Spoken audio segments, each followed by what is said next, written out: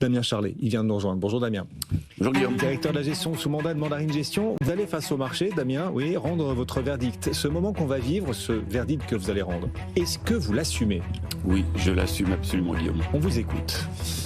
Je pense que, on ne parle pas beaucoup de la Chine et on n'entend pas beaucoup parler de la Chine dans toutes les crises qu'on a subies ces dernières semaines.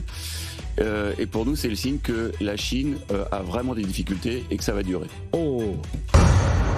Les difficultés chinoises sont de plus en plus visibles et elles vont perdurer. C'est votre message. Il se trouve que ce matin, la Chine a annoncé son nouvel objectif de croissance, le plus faible objectif de croissance de la Chine depuis 1991.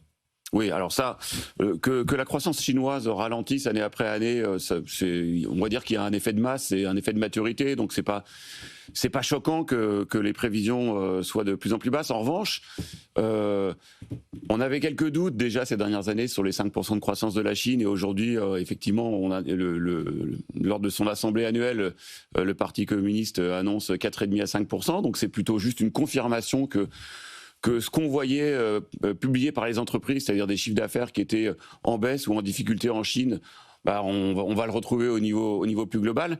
Mais nous, ce qui nous a intéressé en particulier sur le sujet chinois, c'est on en avait déjà parlé ensemble au moment de la crise vénézuélienne et de tous les efforts de Donald Trump pour sortir la Chine du Venezuela et du Brésil et de l'Amérique latine d'une manière générale.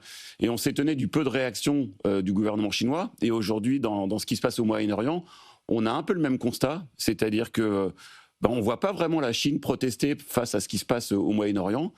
Et pour nous, c'est vraiment le signe que le moteur intérieur est à l'arrêt dans l'économie chinoise et que l'économie chinoise est devenue tellement dépendante de ses exportations qu'elle peut plus vraiment faire le bras de fer avec le reste du monde. Et pour justement illustrer ce que vous nous dites, la position chinoise plus faible, la Chine en position de faiblesse, elle a annoncé tout à l'heure limiter ses exportations d'hydrocarbures justement parce qu'elle risque de commencer à en manquer. Elle dépend énormément du pétrole iranien, il y avait aussi le pétrole vénézuélien avant, et donc elle décide de limiter ses exportations d'hydrocarbures pour prioriser ce qu'elle a en fonction de ses propres besoins. Voilà. Oui, alors effectivement, la Chine importe plus de 50% de son pétrole du Moyen-Orient dans son ensemble. Après, tout passe pas forcément par le détroit d'Ormuz, mais une grosse partie de ces importations viennent du détroit d'Ormuz. Donc, effectivement, de ce point de vue-là, on comprend que la Chine ne proteste pas trop parce qu'ils ont quand même besoin que le détroit d'Ormuz reste ouvert pour pouvoir continuer à s'approvisionner en pétrole. En revanche, d'un point de vue politique, on aurait pu s'attendre quand même à des protestations, à des déclarations, et aujourd'hui, il n'y a rien. Alors on savait que la consommation chinoise était à l'arrêt. On a eu quand même quelques chiffres et quelques tendances ces derniers mois qui montraient qu'il n'y avait plus de consommation intérieure et que les ventes au détail étaient à zéro. Et on le retrouvait aussi au niveau de l'inflation.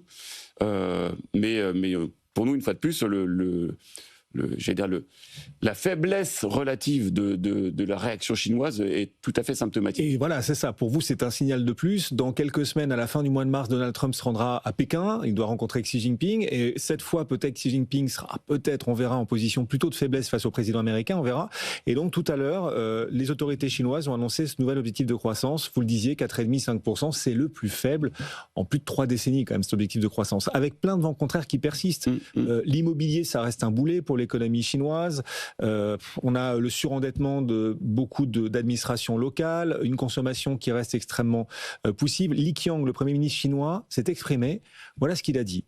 Je le cite, il ne se cache pas derrière le petit doigt, les Chinois. Rarement, depuis de nombreuses années, avions-nous été confrontés à une conjoncture aussi grave et complexe où les chocs et les défis extérieurs et intérieurs se conjuguent et se superposent au dilemme interne à des choix politiques cornéliens. Voilà. On a un problème de natalité en Chine comme dans beaucoup de pays. On a un problème de chômage qui devient de plus en plus visible et sur lequel, pour le coup, la Chine là essaye de pas trop communiquer parce qu'on n'a plus beaucoup de chiffres en ce qui concerne le chômage. Dans les plans d'investissement et les plans le plan quinquennal du gouvernement chinois, on avait ces dernières années plutôt des déclarations en ce qui concerne notamment la consommation avec des efforts du gouvernement pour relancer la consommation. Aujourd'hui, on les a même plus ou beaucoup moins. Dans les déclarations de cette nuit, la consommation ne semble plus être une priorité. Alors, on n'est pas en train de remettre en cause ou en question le sujet de la potentielle domination ou la situation concurrentielle de la Chine en ce qui concerne les technologies, parce que là-dessus, on sent bien quand même que, alors d'abord, ça va rester un point de focalisation très important et qu'ils vont continuer à investir dans leur technologie pour pouvoir concurrencer les Américains de ce point de vue-là. Mais en revanche, niveau consommation, ils vont peut-être mettre la pédale douce pour essayer d'éviter que les déficits budgétaires augmentent, parce que les déficits budgétaires sont importants. Et c'est un élément supplémentaire qui fait qu'à notre avis, la consommation, elle va rester compliquée. Des pressions déflationnistes là-bas en Chine, des surcapacités de production et une croissance qui ralentit. Mais est-ce qu'il vaut mieux une croissance plus faible comme ce que prévoit la Chine cette année, mais à plus haute valeur ajoutée? Il y a de la tech maintenant dans la croissance chinoise, ou plutôt la croissance d'avant à 6%, mais pour fabriquer des chaussures et inonder le monde de chaussures? Enfin voilà, qu'est-ce qui est le mieux en fait? Ce qui est mieux, c'est une croissance qui est mieux équilibrée. Et alors, aujourd'hui, et ça risque d'être le cas encore l'année prochaine, on a une croissance qui est quand même globalement très tirée par les investissements publics, alors que ce soit des investissements publics dans la techno ou autre, mais on a une croissance qui est très déséquilibrée. Ce qui est le cas aussi aux États-Unis. Aujourd'hui, la croissance américaine est extrêmement déséquilibrée. C'est un des points d'ailleurs qui nous plaît pas trop dans la forme de la croissance américaine aujourd'hui, qui est à 90% tirée par les investissements dans l'IA. Mais en Chine, on a les mêmes caractéristiques. Et l'effort du gouvernement depuis un an se porte d'ailleurs sur ces déséquilibres de croissance, notamment parce qu'on a vu l'année dernière, c'est-à-dire les lois anti-involution, c'est-à-dire en gros améliorer la compétitivité interne sur tous les sujets et non pas uniquement, et essayer de limiter la croissance ou la compétitivité chinoise par le prix. Ce qui est un vrai problème. Alors, ce qui est un problème pour les Européens, mais ce qui est aussi un problème pour la croissance économique chinoise, c'est-à-dire qu'il y a eu une concurrence effrénée un peu dans tous les domaines, notamment dans l'automobile, qui fait que beaucoup de secteurs d'activité perdent de la profitabilité et voient leur marge se dégrader, ce qui provoque aussi des licenciements. Ce qui fait que la croissance, ou en tout cas le manque de croissance chinoise est aussi la conséquence de la compétitivité extérieure. Ce qui a fait leur compétitivité, leur gain de part de marché à l'extérieur, aujourd'hui, ça les détruit de l'intérieur parce qu'effectivement, ça enlève de la valeur. Exactement. La compétitivité interne, elle est morte. Et d'ailleurs, ce qui est aussi très intéressant et qu'on n'évoque pas dans le contexte de crise actuelle, c'est ce qui se passe aussi en Europe au niveau des décisions toutes récentes.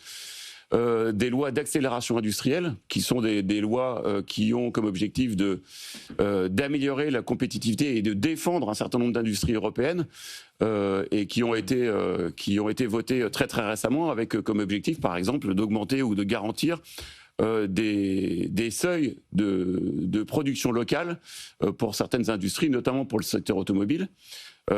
Et une question peut-être sur ce que la Chine ne communique pas, parce qu'il y a ce que la Chine communique comme lors de ces deux sessions, mais est-ce que le budget, par exemple, il est sincère? Parce que moi, je regardais les dépenses militaires, 1,7% du PIB, c'est quand même pas beaucoup, alors qu'on sait que la Chine se prépare quand même à certaines choses. Et en fait, il y aurait plein de choses qui ne seraient pas comprises dans le budget, comme la R&D, comme certains achats d'armes à l'étranger. Donc finalement, il faut quand même prendre ça... J'allais dire, de ce point de vue-là, la communication chinoise est comme la communication de beaucoup de pays, notamment de la communication européenne. C'est-à-dire quand on parle de 4% de déficit budgétaire chinois, c'est un déficit budgétaire sans compter les émissions qui vont sur tel domaine, les émissions de dettes qui sont des dettes soi-disant spéciales qui vont aller financer notamment l'armement. En Europe, on fait un peu la même chose. Donc le budget chinois, effectivement, il y a les généralités et puis il y a aussi toutes les spécificités et les émissions. Si on regarde le déficit budgétaire chinois avec tout ce qu'il peut avoir de spécifique dans ces émissions de dette, on est plutôt sur 8% de déficit et non pas sur 4%. Donc effectivement, bon après, on peut aussi se référer à l'histoire où, comme par hasard, chaque année, les croissances économiques atteignaient les objectifs qui étaient fixés. Bon, maintenant, quand on regarde les publications d'entreprises européennes sur leurs activités en Chine, on n'en a quand même pas beaucoup qui vous expliquent que la situation s'améliore. Au mieux, elle se stabilise, sachant que ces 2 dernières années, la croissance avait plutôt été négative. Enfin, on avait eu des pertes de chiffre d'affaires pour beaucoup de secteurs d'activité de la part des entreprises européennes en Chine. Donc, oui, évidemment, on peut toujours prendre avec des pincettes tout ce qui est annoncé par les Chinois. Mais vous disiez parmi les vents contraires qu'ils doivent affronter les Chinois, le fait que l'Europe souhaite se réindustrialiser et ce plan annoncé de réindustrialisation hier par la Commission européenne, le but c'est de ramener l'industrie à 20% du PIB européen d'ici 2035, 20% contre 14% aujourd'hui. Vous dites c'est un gros risque aussi pour la Chine ça. Si l'Europe y arrive, encore faut-il croire que l'Europe va y arriver. Je ne suis pas certain que l'ampleur de ce plan permettra d'y arriver. L'objectif de 20% d'industrie dans le PIB européen, il y a du chemin à faire quand même. Oui, mais ça fait partie des petits éléments sous-jacents qui font bouger les lignes en Europe. Alors on a vu les lignes qui ont bougé au niveau défense grâce à Trump. Maintenant on voit les lignes qui commencent à bouger enfin en ce qui concerne le concurrentiel. Alors évidemment c'est essentiellement la Chine qui est visée, même si c'est pas mentionné de manière stricto sensu par l'Union européenne. Mais l'idée quand même, et on l'attendait quand même de pied ferme, notamment sur des secteurs comme l'automobile, l'idée c'est quand même de pousser les acteurs étrangers à investir en Europe ou des partenaires européens, parce que bon, là on parle de l'Europe, mais ces règles ne vont pas s'appliquer a priori sur certains partenaires de l'Union européenne, comme le Canada, le Japon, de telle manière à ce qu'on ne se retrouve pas à provoquer des partenaires avec lesquels on n'a pas de droit de douane et qui nous infligent de droits de douane par la suite. Mais ce qui est clair, c'est qu'il peut y avoir un impact supplémentaire sur la Chine. Sur la Chine. Et du coup, elle devient moins investissable, ou ce qu'on est en train de décrire sur les grandes perspectives de la Chine, sa grande trajectoire macroéconomique et politique, finalement, on n'empêchera pas les actions chinoises qui sont quand même en retard de continuer de monter. Les actions chinoises, comme ça a été le cas, comme ça a été beaucoup le cas aux États-Unis, le marché chinois, il a quand même beaucoup grimpé par la techno. Il y a beaucoup de secteurs d'activité qui n'ont pas suivi le mouvement.